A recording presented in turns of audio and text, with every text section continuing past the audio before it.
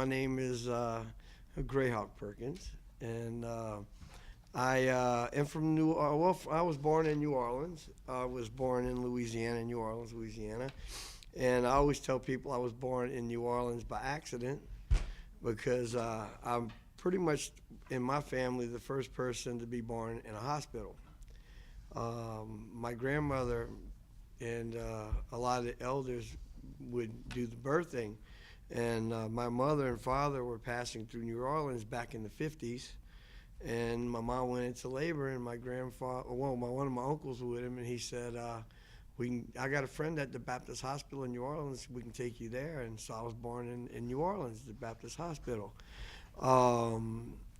Then once I was born there, I went back into my community with my family. I grew up around my aunts and uncles daily. I was with my aunts and uncles all the time.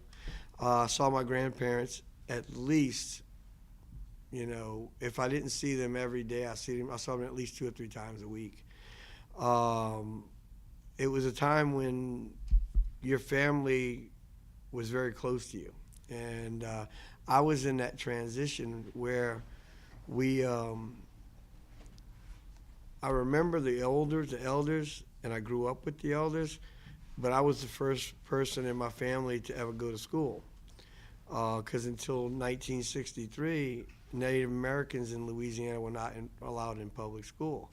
So I was the first person in my family to actually go to school. And I had told your teacher back when I went to school, there were about 78 kids that I knew, Indian kids that went to school that year.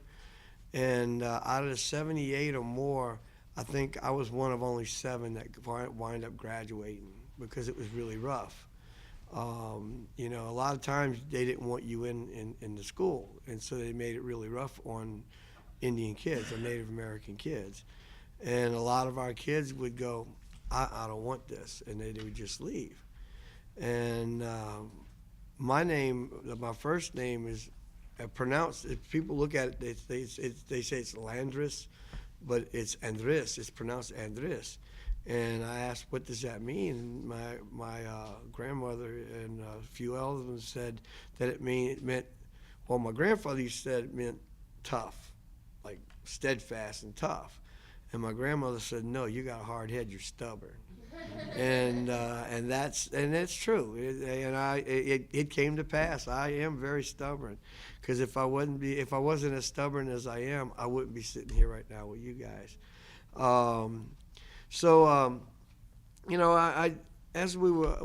I was growing up and I was going through school, and we were told that, we didn't exist anymore.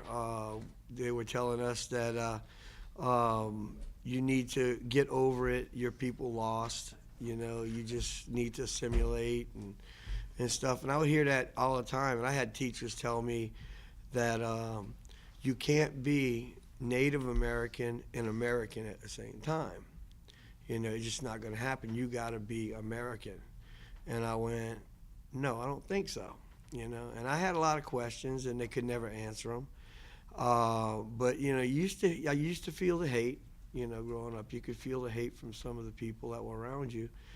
So as I got older, I started doing a lot of research on my own. And luckily, I still had grandparents and great aunts and uncles that were around.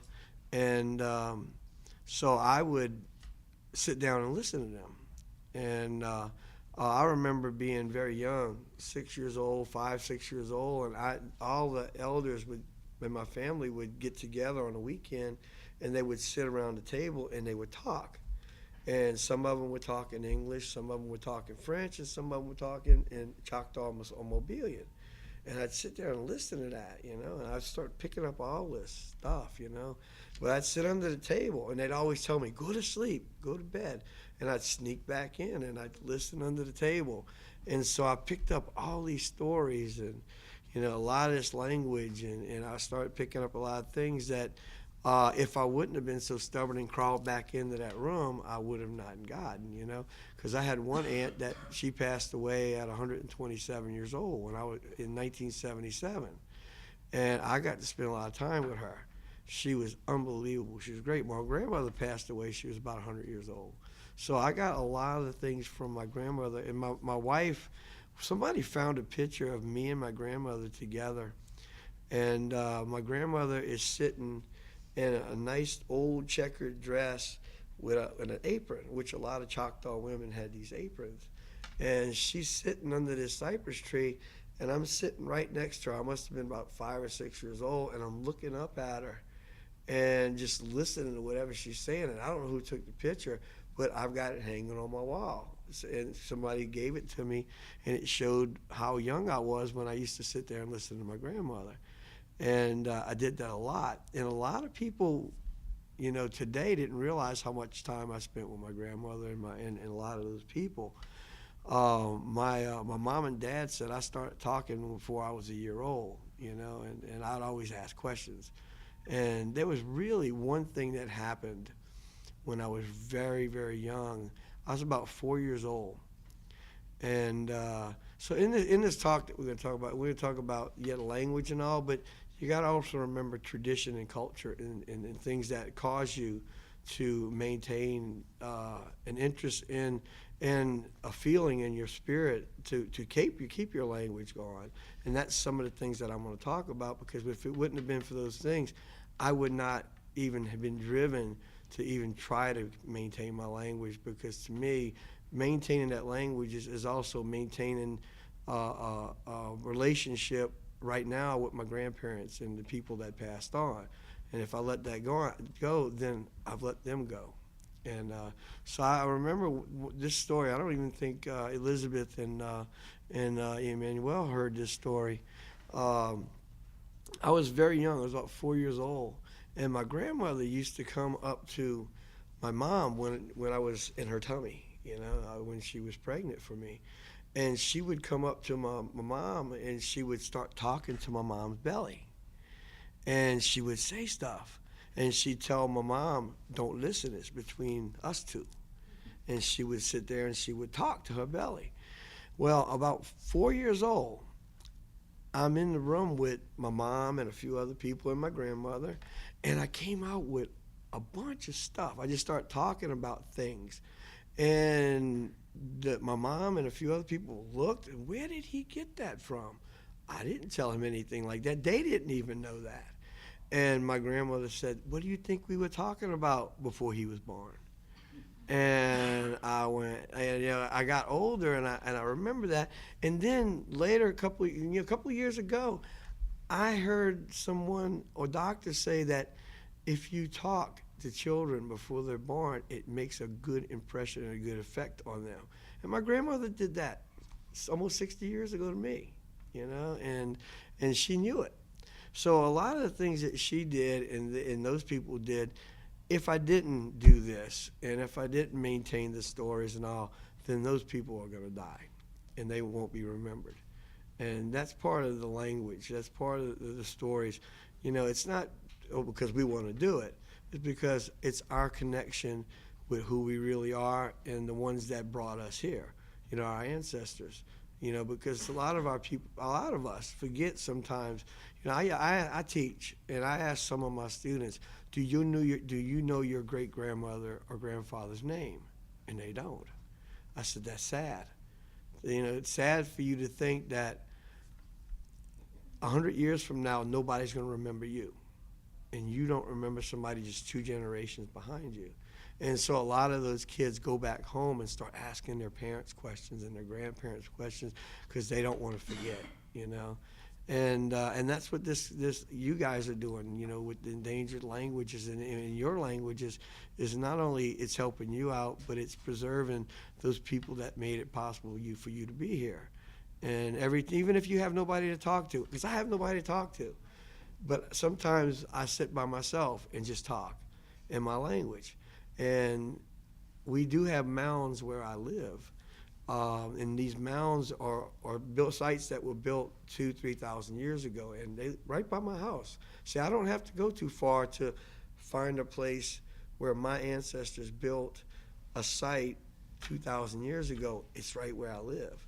And so I go to that site and sometimes just sit at that site by myself and I talk. because I know the spirit of those elders is still there. And if they're still there and I'm talking in my language to them, I can actually see them smiling, saying, somebody's still doing it. Somebody's come. So one of our kids came back to talk to us. And if I only went to over there and spoke English to them, then they would look at me, because a lot of those elders couldn't speak English, because that was 2,000 years ago. If I walked up speaking English to them, they would go, that's the way I look at it. What is he saying?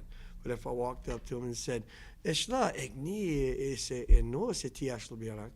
said, hello, my elders. This is GrayHawk sitting here. You and I talk, and I know that the spirit of those elders are listening to me because they can understand me, and so it's all those things that, growing up. I'm not a formal, he asked me if I had any linguists that worked with me or any professional people. No, none at all, none. I did it on my own. Everything that I've done I had to do on my own, because a lot of things were taken away from us, and we have this thing where, my culture is not the only one that's doing this. A lot of other cultures are losing their language, and they're losing their traditions, and they're losing their cultures and becoming, I always say, generic Americans, and that's sad when we all become one and we forget where we came from, and because that's not what this place was based on. Even when it was only our people here, we still had our uniqueness. We still had our own languages. Mobilian was a trade language, and it broke down barriers between the nations, the tribes, the bands. It broke down barriers. We were able to understand each other. But each band and each nation had their own language. Each one. There were 500 nations here, and each one had their own language. Very unique and very special. And you go up north, and you're going to have areas up north that have their own trade language that they could communicate with each other. But still, when they were in their own village, they were able to use their own language in their own village and maintain that language. And so the trade languages were just as important as maintaining their own language, because it was a way that they could communicate with other people. Even if you were in the same area, you could communicate with other people that really didn't speak the exact same language that you did, but you had that trade language that would break down any of those barriers and a lot of misconceptions or misunderstandings that would go on between people. So, like I said, going back, growing up, and watching daily my culture disappear. I grew up watching boat builders that would do boats by hand, that would carve out dugouts. I grew up very young. I can still build the traditional houses. I can do the mud work. I can do the moss work. I know how to thatch roofs. I know how to do all that because I grew up doing that. But there's no one behind me that can still do that. And so one time I remember, this is a couple of years ago, there were 6 of us, 6 in my tribe, in my nation, that were going to an event together. Now, one of the men in the van knew part of the language, but that one man knew basket work that nobody else knew. He also knew medicine that nobody else knew. Now, he was in that van. Well, then I was in that van, and I knew how to build the buildings. I knew ceremonies that nobody else knew. I knew parts of the language that nobody else knew. I knew tradition that a lot, and I know all the stories. So almost all the stories of my people are right here in my head. So here I was, a person that had so many things that nobody else knew about. Then we had another person that knew a bunch of things that nobody else knew about. So it was about 6 of us, and we were all unique in our own way, and we were all in this van together traveling. And one of them said, if this van crashed and we all got killed today, our whole culture's gone. So we've never traveled together since. Never traveled together since. Because, 2 of them have passed on, but before they passed on, we started sharing with each other. And so when I've got a question, there are only a few people left that I can go to uh, that can answer those questions. Not many. And when you get that low, and when you get that scarce, and close to extinction, it's scary because you realize there's a lot of things that I want to know that I can't go to anybody. It's gone. It's not there for me anymore. And there's just so much time one person can do, and I'm only one person, and there's so much time, and so much I can't split myself up. So I was able to do a lot, but unfortunately not everything. So you get a little idea of why I felt that this was important, because it's another part of my culture that will be gone. Not I don't I'm not worried about gone from the world. I'm worried about gone from my people.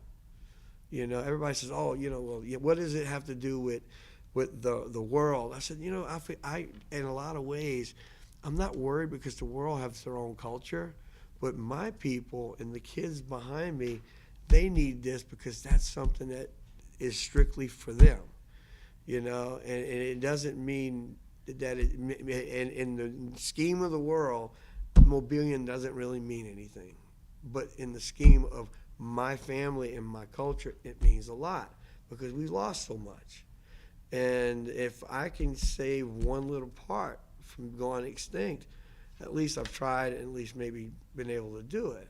And that's what you guys are doing with working with endangered languages and things like that. You're keeping these things from disappearing again because, you got to realize I feel myself like I'm almost like the dodo bird. It went extinct, and we're very close to becoming extinct as a people, as a culture. And anything I can do to keep that from happening, I'm going to try to do. I'm not, like I said, I'm not formally trained in this. I'm not formally trained in a lot of stuff that I do because there was nothing available for me. So I had to go on my own and learn this. And now I'm starting to see that there are people like you out there. If you were around when I was your age, I would have been your best friend, because I would have had allies to help me and show me how I need to do this. And I'm still learning.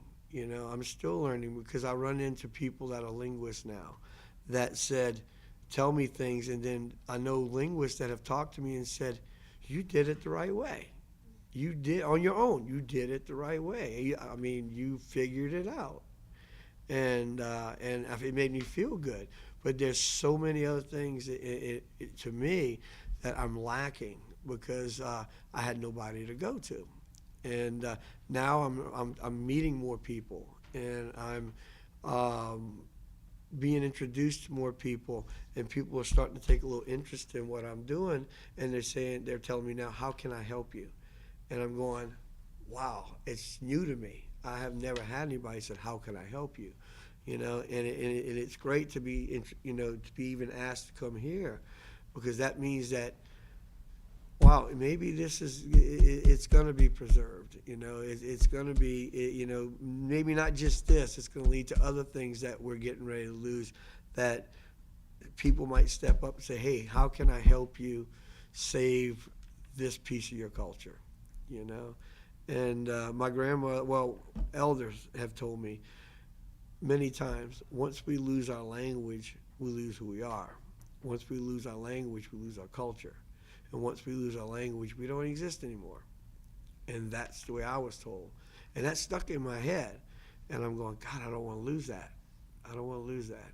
Because if I lose that, then that's it. I just might as well give up and just blend into the homogenized world, and forget about it. And I don't want to do that, So I hope, talking to you here tells you a little bit about who I am and maybe why I was wanting to do what I did. I've got tons of stories. I can talk all night. It's no problem, I like talking. I like people.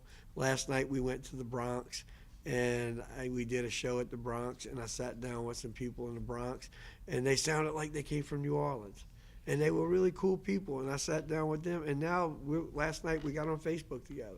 It's like one day we met one night, and now we're friends. They're calling me their best friend. They're friends. And but that's the way that's the way my family was, and that's the way it is where I'm from. So that was really cool. And I was here in yesterday, and I did a talk for a group on our history. And I felt the same way. I saw all the smiling faces and all the people, and now it's like, wow, this is great, and now I see a bunch more smiling faces and cool people, and I'm really happy to be here. But I want to know what you want to know. What do you have any questions about? Like I said, I'm not a complicated person. I am plain and simple. I'm like, just like my aunt, my grandmother. My grandfather was the most laid back person in the world, and I've also had people tell me, I had an uncle tell me, you are so laid back. If you were any more laid back than you are, you would be sleeping, And I go, sometimes that's good. I guess I won't have a stroke, So far, I made it to this age I'm at now without having a stroke, hopefully, knock on wood, but that's another part of my culture. Our people were very, very laid back, easygoing people, a lot of patience, and that's part of what this did help me out with this. I had the patience, I was willing to wait and do it as I could do it and not try to rush it, because a lot of times if you rush things and try to do things without knowing how to do it, you quit or you give up. And I find if you're doing this, or if you're doing language, or you're doing your culture, it doesn't happen overnight. I started when I was 5 years old, and I'm in my late 50s now, and I'm still learning. And the things that I remember saying, oh, I really want to learn that, but I said, I'm not ready for that, and I backed off. And a couple of years later, it came to me. It just showed up. So a lot of times those things, if they're going to stick with you and they're going to stay with you, you have to let them come at the time they're supposed to be there. It's a pattern. It's my grandmother said nothing was ever an accident. Everything is meant to happen when it happens. Don't try to force it. And if I'd have tried to force this years ago, this probably would have never happened. It's happening at this time because it's supposed to happen. And I know, looking at people in this class from different backgrounds, from different places, different cultures and all, and if you go back to your grandparents and your great-grandparents and all, most of those people were probably pretty laid back. They probably sat down and they learned as a young child about things and didn't tell the elders when they wanted to learn it. Those elders shared it when they knew that it was time for them to learn that. And sometimes we forget that, as cultural people.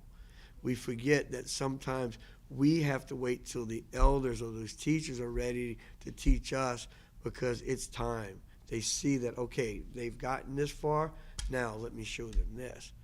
And if you push too much, that elder's going to back off, and you won't learn that. And so, like I said, growing up, I learned medicine. I learned tradition. I learned stories. I learned songs. I learned, all of these things because I let it happen as it was supposed to happen. You're very young. To us, a person in our culture, I had someone come to me at 40 years old and says, can you teach me? And I told them no. And they said, why? I says, because you're too old. What we need to do is start when a person is between the ages of 12 and 24 or 25 years old, because that way you have enough time that you're still around that you can teach them all these things they need to learn. If I start teaching somebody at 60 years old that's 40, they're not going to get anything from me. They won't get maybe a 10 years from me, and that's not enough. You need to, if you're going to teach somebody everything, you got to start young. And you guys, I can look at you, you're young. You're doing the right thing. You're starting young. And don't stop. Don't ever stop. because well, another thing that was said to me, the day I stop learning is the day you bury me, because I'm going to learn till the day that I die, because there's so many things that even at my age I don't know. And there's a lot of times I'm going to say, teach me. I go to younger people and say, teach me. I don't know that. I want to know that. And they say, okay, okay. So you never stop. You never stop learning. Like I said, I love people, even teachers I work with that say, oh, I know everything about that. And I go, you do? And I'll go looking for questions to ask them so I can stump them, just to show them that they don't know everything.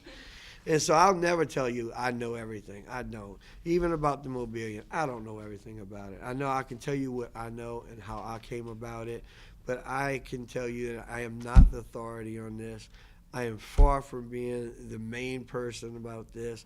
I'm just a person of my culture that has tried to maintain this language and a little bit of my way of life.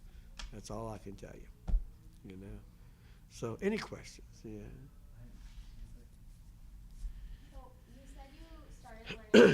Mobilian when you were 5? I was about 5, yeah. So what was the main language? Were you mostly speaking English growing up? Well, I was listening to 3 different languages at the same time.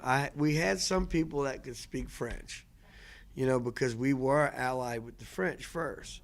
And where the part of Louisiana that I live in, English didn't come into that part of Louisiana until after we were still, even after we became a state in the area that I live in, English was not a major language. It's very new to Louisiana. So the real three languages that we had that were the most popular language or the most used languages in Louisiana were the Native American languages, the African languages, and the French language. Now, the Spanish language also came in, but it wasn't as dominant as the French language was. But it was there, and you can see it. So, English didn't come in till much later in our area. So, I mean, even when Louisiana was sold from France to to America, most of the people that were living in Louisiana that were citizens of what we call Louisiana in that territory could not speak English. They were actually still French subjects. They still considered themselves part of the French government, France, and they were, because France owned that territory. And so a lot of those people were very, very angry when Napoleon sold Louisiana to America, to the United States, because they didn't consider themselves, even after they were made part of the United States, they never considered themselves part of the United States. The individual people that lived there, they always considered themselves French subjects, and the Native American there the same way, did not trust the United States, and they didn't want to be part of it. They had, we'd been with the French for, quite a long time at that point. From 1699 when the French came there till the time, Louisiana Purchase in the early 1800s, we had finally had a relationship with France, and not only did they learn our language, but we also learned their language, the French language. And so when that was being sold to the United States, the native people were very leery about it, because they knew the stories that had been told about other places that became part of the United States about how the natives started disappearing in that area, how they were pushed out, how they were killed, and so they were very leery about being part of the United States. And so if you read a lot of the older books of how people felt in Louisiana during the Louisiana Purchase, they were very scared. They were very scared that the United States was taking over that territory, and so, English was not a basic language. I mean, growing up, I heard more French in native language than I heard English language. We didn't really start hearing English language in the area that I was, even at my age, until the schools started coming in, until we will start. I mean, because most of my cousins that I knew couldn't even speak English. They most of them spoke French or a dialect of the native language. I lucked out in a way because my father is from a place called Prairieville, but his father was from Oklahoma, and my dad went into the service during the war, and so my dad got an education in the military, and so when he came back, we moved above the community where there were a little bit of English speaking people, and my dad, my dad's fluent in French, even though he's Choctaw in Houma, he is fluent in French. And everybody says, okay, no, not Cajun French, Parisian French. I mean, he can speak proper Parisian French along with my mom. Now, everybody thinks that all the people in Louisiana or speak Cajun French. We don't. All my relatives speak a Parisian French because that's who they traded with. They traded with the French, and the French that they encountered were the people from France, not Cajuns from Nova Scotia or anything like that. So it was really funny when my dad left and went up to during the war. He went to North Africa, and they speak French in North Africa where he was at. City Springs, North Africa, they speak French, and he started to talk to these guys, and they looked at him like, "Aren't you what red American Indian?" And he said, "Yeah, you speak better French than we do," And it's like, but and he always said, "I can't understand them Cajuns." He said, "I cannot understand those Cajuns." So as a young boy, I was exposed to many different cultures. I mean, especially when I moved into New Orleans, I had known about the Creole culture, but I had never really intermingled with the Creole culture. And I started listening to some of them talk in their language, and I could understand some of it because of listening to my grandmother in French and listening to those people speaking a little bit Mobilian. I was picking up words in the Creole language because I found out that a lot of words they were using were our words, and so New Orleans is a fascinating, if you're going to learn languages or you're going to be around, it's a fascinating place to live because there's so many languages in that and so many cultures in that city. So as I got older, I was kind of, it's funny because I've been accepted in almost every culture in New Orleans. I go to voodoo ceremonies. I have friends that are from Haiti.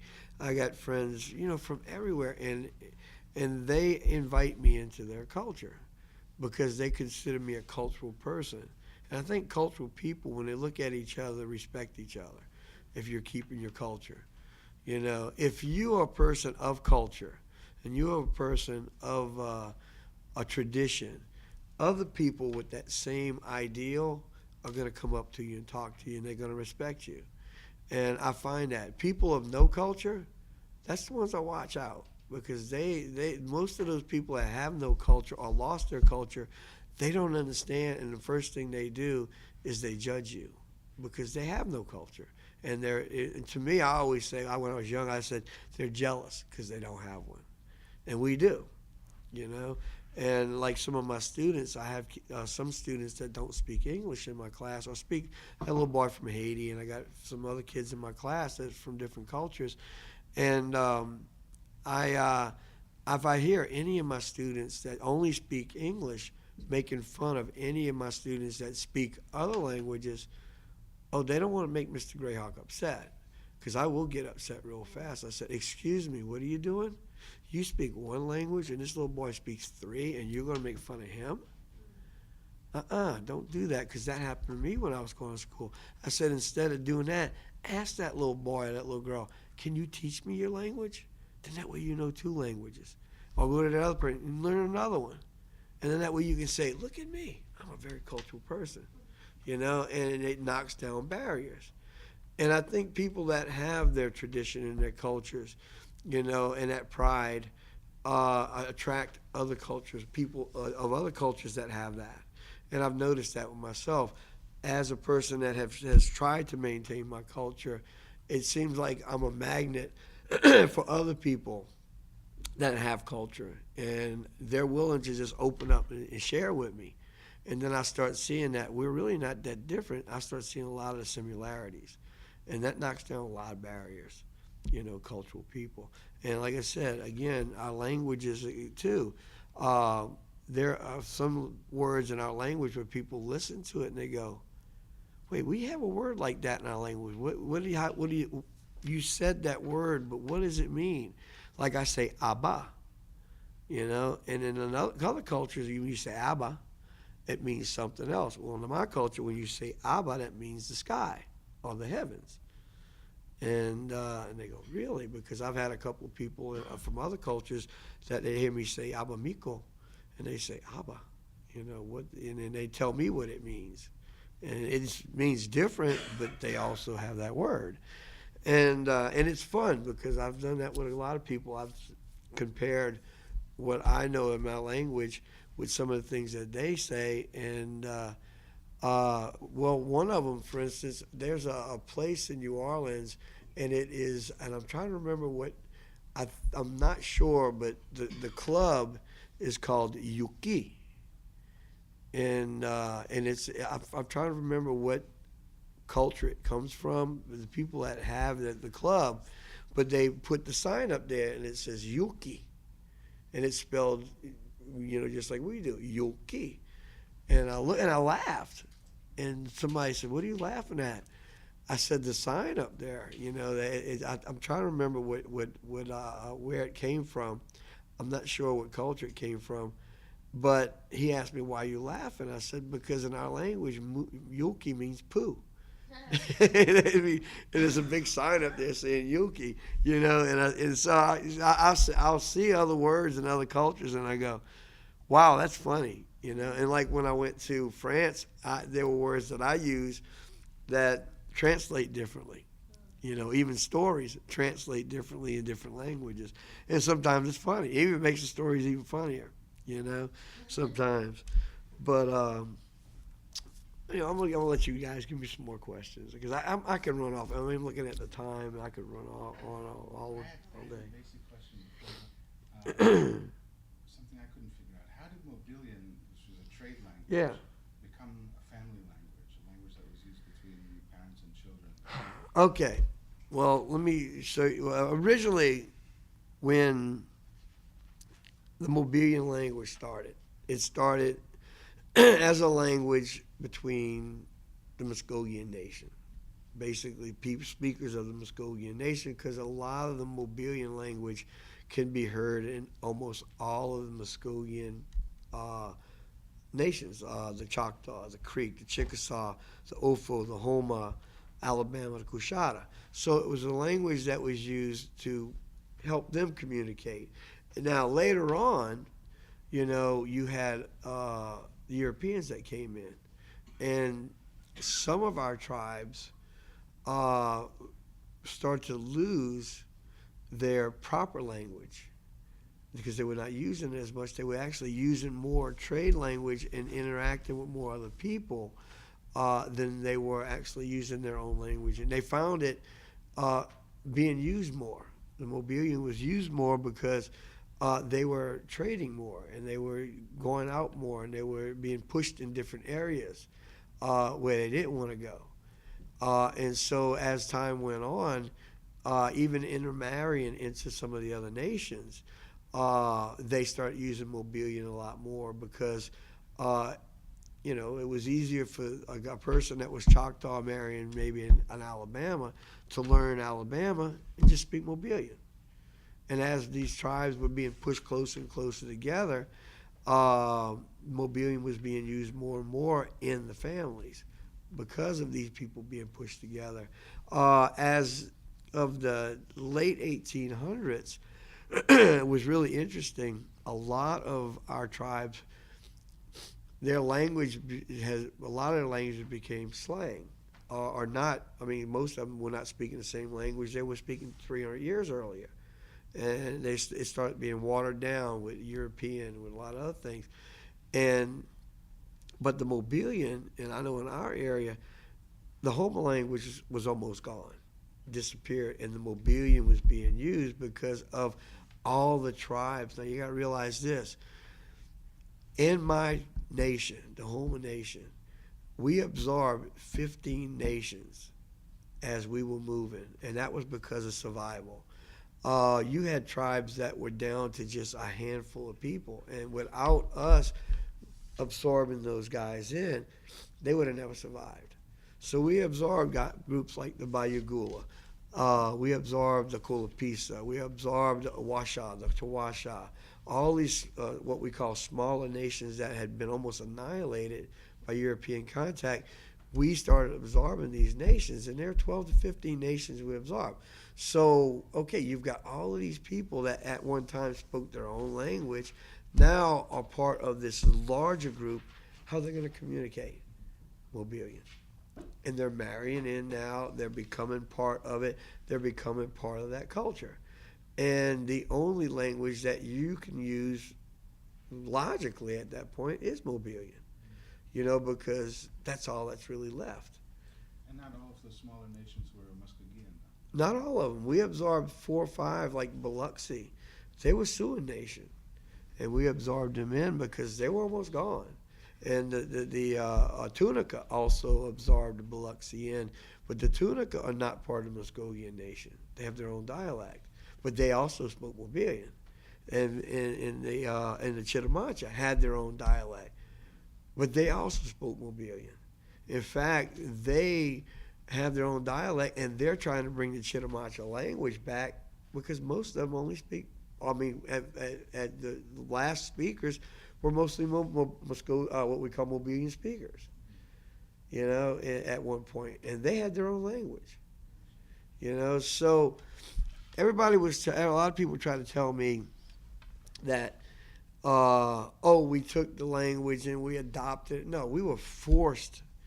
We were forced by annihilation and assimilation and genocide to the only thing that we could logically do is to start using the Mobilian more because that's the only way to communicate. People try to give me all these other theories. I said, no, you have to be on my end of the stick, on my side, and see how it happened. We were not, we didn't say, we feel like moving today.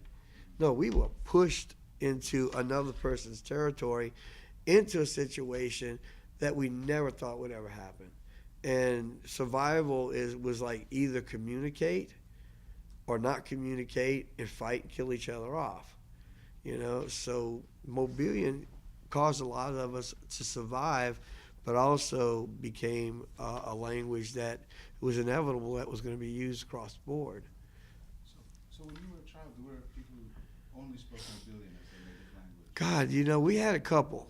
We had a couple that still spoke the Mobilian language that I knew. My grandmother was very fluent in it. A couple of the other ones in the community were very fluent, but it was they were very rare at that point.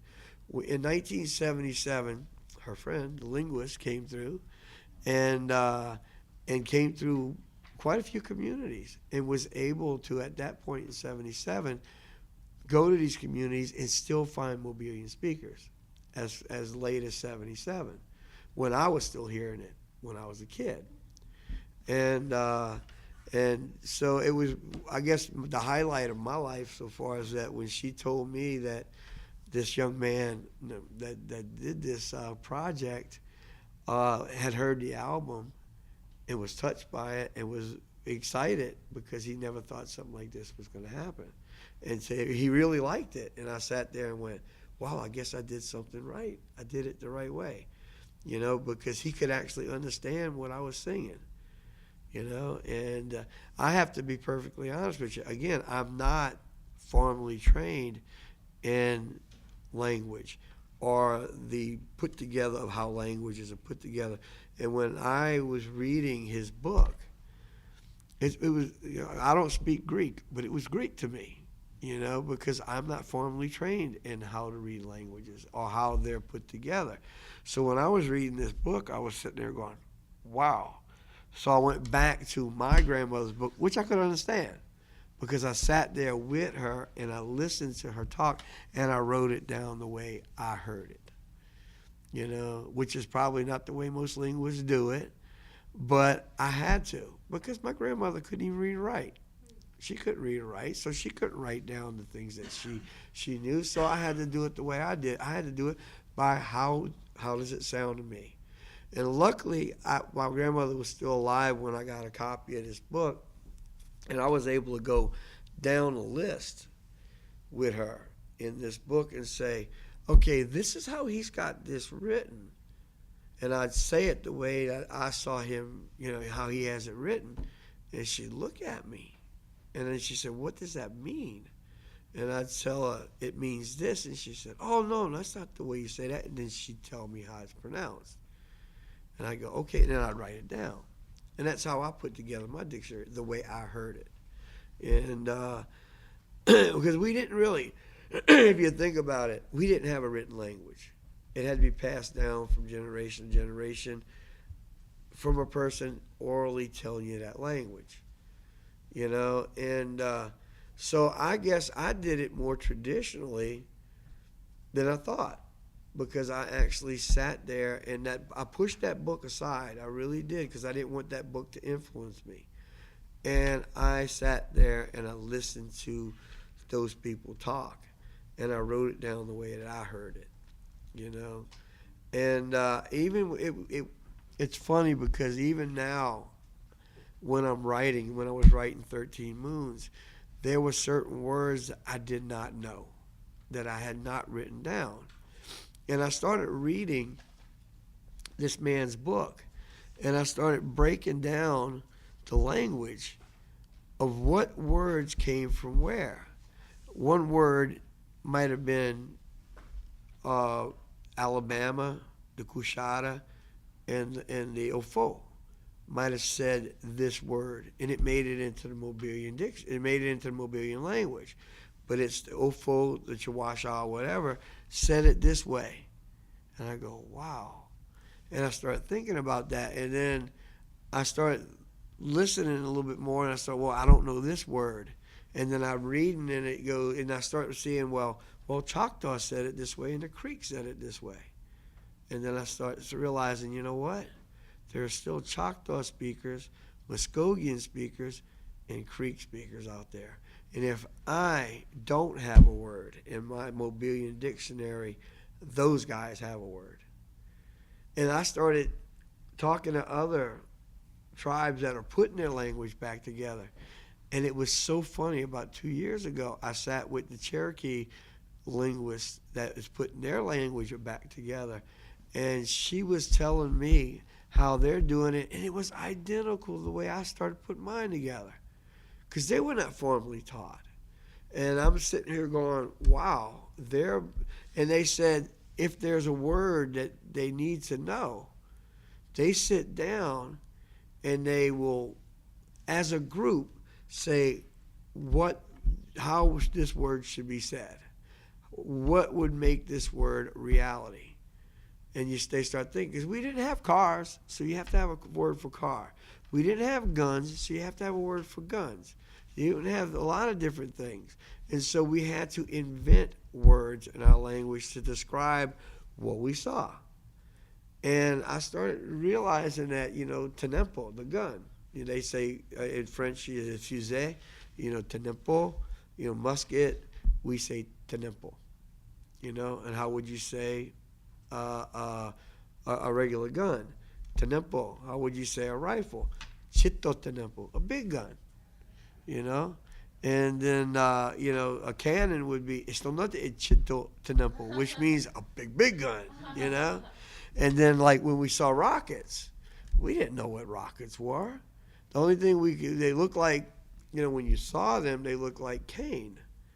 Or they, so they described the rocket as cane on fire, So luwak, the fire, you would say chahana luwak. It's the cane flying through the sky on fire, a rocket, because it looked like a round piece of cane being thrown, And so it was like that. So a lot of words were developed in there by us looking at it and saying, This is what it looks like to us, you know. So what I did is that there were a couple of words that I did not know, and when I was writing this book that I hadn't heard and I did not know. And so luckily, I have a really, really good friend. He's an elder of mine, and he happens to come from one of the communities that I come from. But he is a Muskogean in Seminole, and he lives in Oklahoma. And his name is Jay McGirt, and he's full-blood Muskogean. Very fluent, speaks his language better than anybody I've ever known. But he's about 70 years old. And whenever I have a question about language, I call him and ask how to say it in Muskogean. You know, I don't have this word. Can you help me? And he says, well, we say it this way in Seminole, which is Muskogean. And he said, in pure Muskogean, this is the way we say it. And I sat with him one day and went through the dictionary, and he knew almost every word that was in my dictionary, which was fascinating. Then I realized that's the guy I go to. If I have a question, that's who I go to if I don't have a word. And so I didn't have a word for cedar because that's my daughter's name. And I said, I want to know how to say cedar in our language. I didn't know. So I called him up. How do you say cedar? He says, you think when you go to ceremony, you think growing up. And it wasn't written down. And I'm sitting here going, thinking. And I remember at ceremony, they would say, Luakate Asina. And that means to light the cedar. Asina was cedar. He said, just remember what you heard growing up at ceremony, because a lot of times at ceremony, you would hear these words. And so I was able to figure it out with his help. So he's helped me out a lot, you know, and he's like one of my best friends. And I can call him any time of day, because I do that. I'll call him up in the middle of the night, and he wakes up, oh, GrayHawk, it's you, right? What you need? And I ask him, I'm stumped. I want to know this word, and he'll tell me. The only one that he did tell it to me when we were together last time, and every word in here is in Mobilian, except for one word, and that's Congo Square. You just have to say Congo Square. But I didn't have a word for chestnut. So the only two words in this whole project that are not in the Mobilian language is chestnut and Congo Square. But I will call Jay and say, I need to know chestnut. I need to know that. Because he told it to me once and I totally forgot it, you know. And,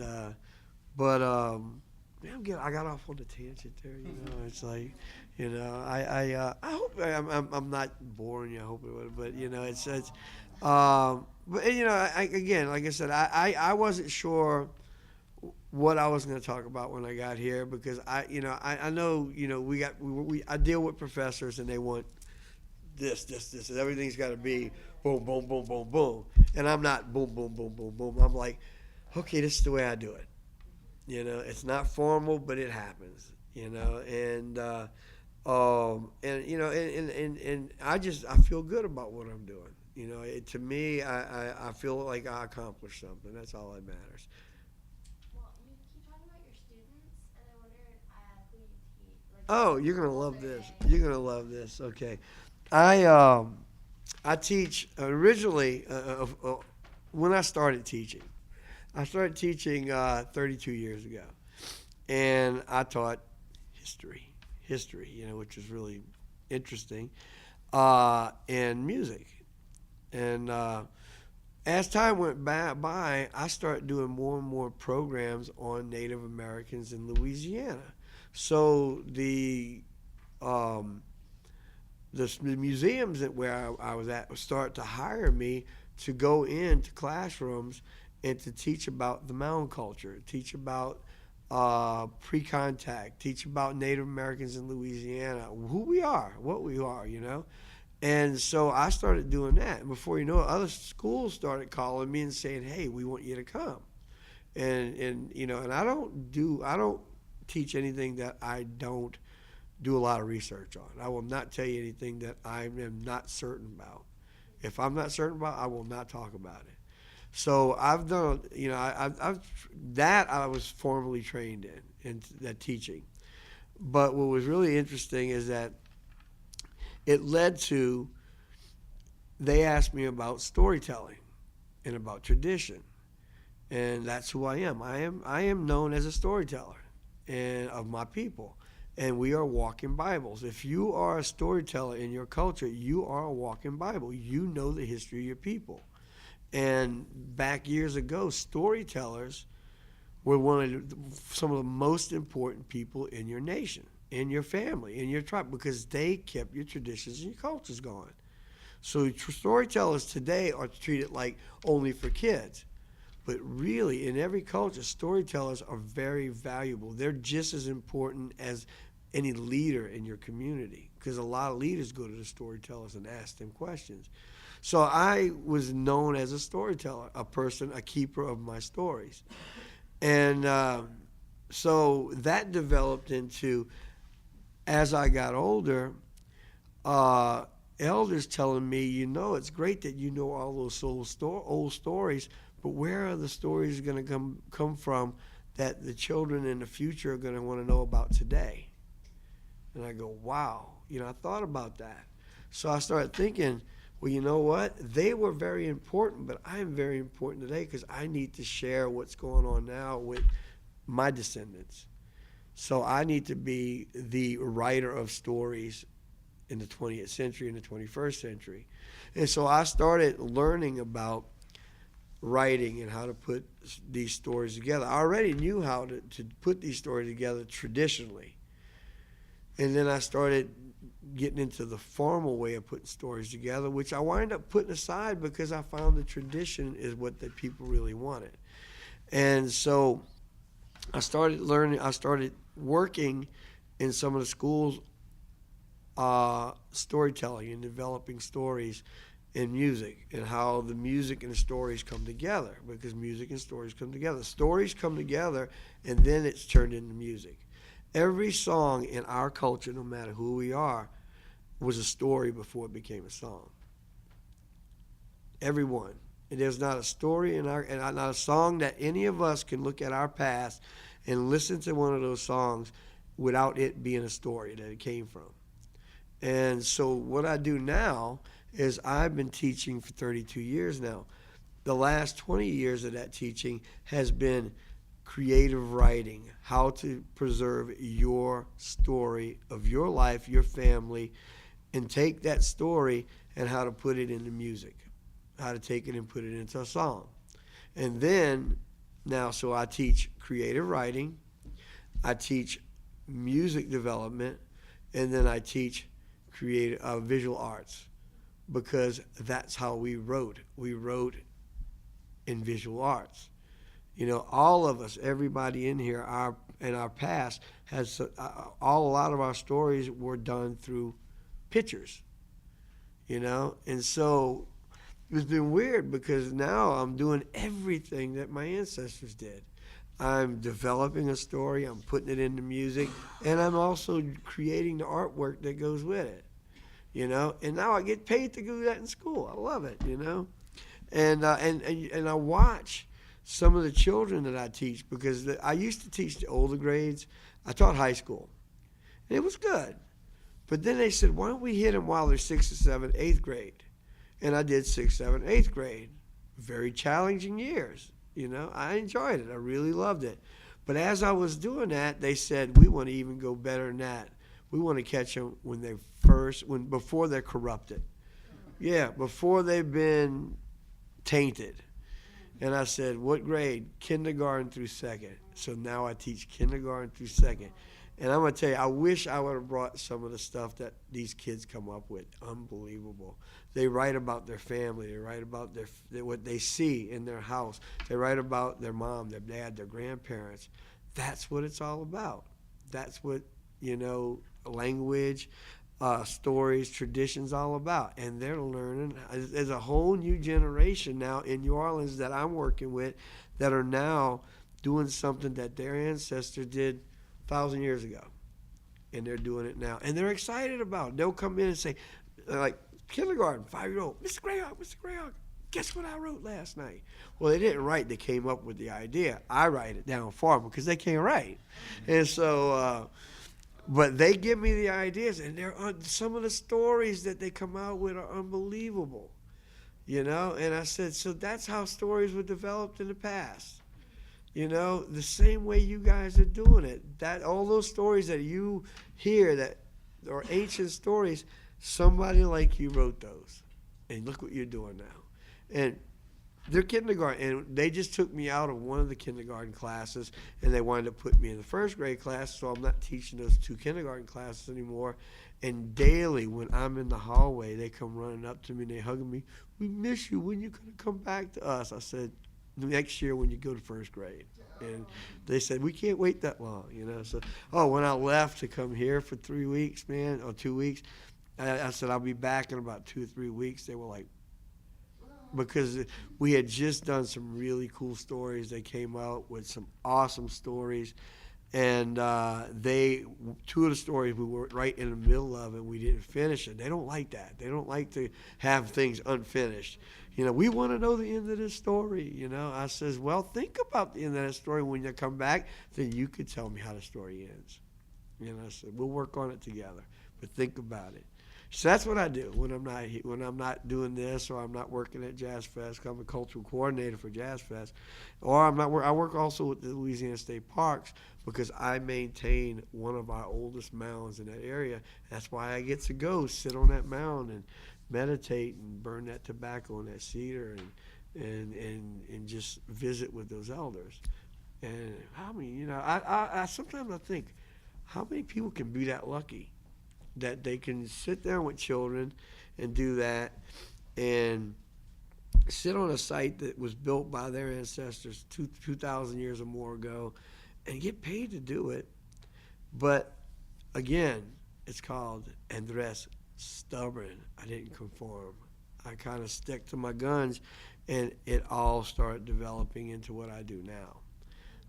That's what I tell a lot of kids. I said, you know, if you have a gift, and you know that's what you want to do, and do it, because you know what? Even if you don't make a great living out of it, if you feel good here, eventually, if you're good enough, you will be able to survive. As long as you're surviving, as long as it's good enough. And so that's what I do. I don't make the biggest money in the world, but every day to me is a blessing, you know, because of like you guys are doing here. Like I said, you know, God, just working on your languages alone are going to lead to so many other things for you. So many other things for you. I can see the spark in most of you guys' eyes, man. You know that, you know, you're going to be sitting there one day like I'm doing with 5 and 6 and 7 year olds, and you're going to be teaching them what might have been missing or might have been disappearing later on. And I'm going to tell you right now, every day when I go home, I'm worn out. But, man, I go home feeling good because I see the spark in these little guys' eyes. So. Are you able to incorporate the language in your teaching? I do. Sometimes I do, but I have a mixed culture of classes. I've got some kids that speak Hispanic. I got a couple of kids that speak Vietnamese. I got a couple of kids that one kid, he's from Haiti. You know, so I got kids from like all over, you know. So I encourage them in class to use their language when they're writing their stories. And then they translate it over to the other kids. You know, and because I will never say, you got to write this in English. No, if they speak Spanish, I want them to write it in Spanish. You know, if they speak Vietnamese, I want them to write it in Vietnamese and then take it after they write it and then translate it over into English. You know, I want them to speak their language first and then translate it over. And then I'll do the same thing with my stories sometimes. I'll sit down with them and I'll go through a lot of animals and I'll tell them how to say the animals in this language, in my language. And then I say, okay, this is how I say, and a lot of times I do this. I say hello, eshla. How do you say hello in your language? And I'll go down the line with all of them. And what's really cool, and they're proud to say it in their language. And so that's another thing, you know, I can't push my language on them. I'm not. But I can say, this is how I say it. How do you say it? And then you will go in, how do you say it in that foreign language called English? And they always laugh when I said, who in this class speaks a foreign language? And some of the kids will raise their hand. They'll say, I speak Spanish, I speak Portuguese, I speak this, I speak that. And I says, and some of the other kids don't raise their hand. I said, So how many people understand what I'm saying right now? And they say, I said, so all y'all speak a foreign language. And they go, what? I said, English. It's not from here. It's from England. It's not a native language. And they go, oh, okay. So everybody in the class speaks a foreign language. Yeah. So it kind of breaks down all the barriers there, you know. So, but yeah, but like I said, you know, I encourage everybody to, like I said, to keep their culture going. Like I said, keep your languages going, because without that, you have no culture. It's gone. It's dead. So there's people trying to revitalize Choctaw and Chickasaw and some of the other languages, but is there a group like that trying to revitalize Mobilian? Oh no, you're looking at me. You're looking at me. Maybe one day. Maybe one day. You know. Is that because Mobilian wasn't associated with a particular tribe? Well, I think what it was is that, you know, it came down to, in the last part of the 20th, going into from 19th century, there were only two tribes in the whole world that still spoke Mobilian. One was my tribe, the Homa, and the Chitimacha. They were the only two left in the world that spoke Mobilian. And they were asked to come to Oklahoma because they were known as the last two speakers of the Mobilian language, and those people wanted the language. They really did. And both tribes were afraid to go there because they knew what happened. And they said, no, we're not leaving here. We're staying here. And so I think that's why, I think if our two tribes would have went to Oklahoma, they would have been a resurgent of that Mobilian language, because people at that time really wanted it. They wanted it because you got to realize that 1830s, 1840s, you had a whole culture of America, Native Americans, being pushed on a trail of tears, a death march to Oklahoma, living all amongst each other.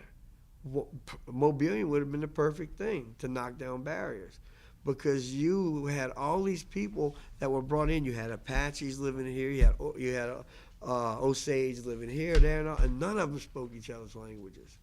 But if you could have brought, like a couple of those tribes that wanted it, could have brought the Mobilian in there, they could have at least got a couple of people to learn that language. Whereas looking at you got a whole bunch of people, 250 different nations living in Oklahoma. That means somebody has to learn 150 something different languages, where if they could have just spoke Mobilian, poof, that'd have been it. You know, but without us going there, I think that made it disappear even more. And then the more and more we interacted with the English and with the French, and also being popped on the mouth saying, don't speak your language, you have to speak English, or don't speak your language, you have to speak French. You know, so a lot of our people started losing their languages, because if they were caught speaking language in public, they'd be beaten. You know, oh yeah, I had relatives of mine that would speak either French or Native or whatever, or even Creole. If they spoke Creole, they put lye soap in their mouth. And I had one friend of mine, he's a pure Creole guy, man, I love him to death, Larry. And he has a very bad speech impediment now, because what it did, they kept putting, every time he spoke in his language, they put lye soap in his mouth. And it burned his mouth so bad that he can barely talk normal now. It just, because lye soap burns. And they'd stick the lye soap in his mouth. Lye soap is a soap that's made with ash and fat. And it's very, very harsh. And if you put it on the skin, it's good for cleaning, but if you leave it on the skin too long, it burns. You have to wash it off really quick. And they would take those bars of soap and stick it in their mouth and just leave it in there. Is that in school? What's that? In school? In school, yeah, yeah. And so he's one of my real good friends, and he speaks fluent Creole. And there were quite a few other people that Native and even French that were living in Louisiana when English became more popular. If you spoke French in Louisiana, they do the same thing. If you spoke Native, you spoke African or Creole, they do the same thing to you. You know, so a lot of the French speakers in Louisiana, by the time they came to my generation, were not even speaking French anymore because they would either be beaten or they would be, treated really bad or that treatment, you know. So languages were lost, not a lot of times by just because they were lost. They were lost because they were forced to be lost. Like a lot of native languages were forced to be lost. It's by, the events that happened that made those languages disappear. And but I think the people that are putting together the individual tribes are trying to put their individual languages together first. And I realized that the Houma language, there's only 60 words left. I mean, that's all we could find was 60 words in our original language. And I said, that's not a language. 60 words is not going to make up a language, but we are known as the last speakers of the Mobilian language. So why don't we use that? Since we don't have the Houma language complete and we can't fully bring it back, let's go to the next best thing. We spoke Mobilian. We know we spoke Mobilian. Let's use that language. At least we have that. But there are tribes that still have documentation of their full language, and they're bringing linguists in to help them perfect their language, like the Chitimacha, the Tunica, Choctaw, and a few of the others. The Creeks have completely revitalized their language, which is really great. The Muskogean culture the Muskogean nation, which is Creek and Seminole, have completely revitalized and brought their language back because there were still so many speakers that were still around that they could put together the books. And unfortunately, we went through so many hard times, and we were pushed around so much, and were broken up so much that we lost so much, and now we're trying to have to piece this all back together. It's not that it doesn't mean the Mobilian language doesn't mean anything to them, but if they have a way to get back their original pure language, they're going to try it. And a lot of them are coming to me now and said, you know what, we're getting this back together, but we want to know the Mobilian. We would really like to know the Mobilian. And it's just sparked since this project, with Emmanuel and myself. It just sparked interest with some of these other people because they know that Mobilian language is now being worked on and actually being used with the album,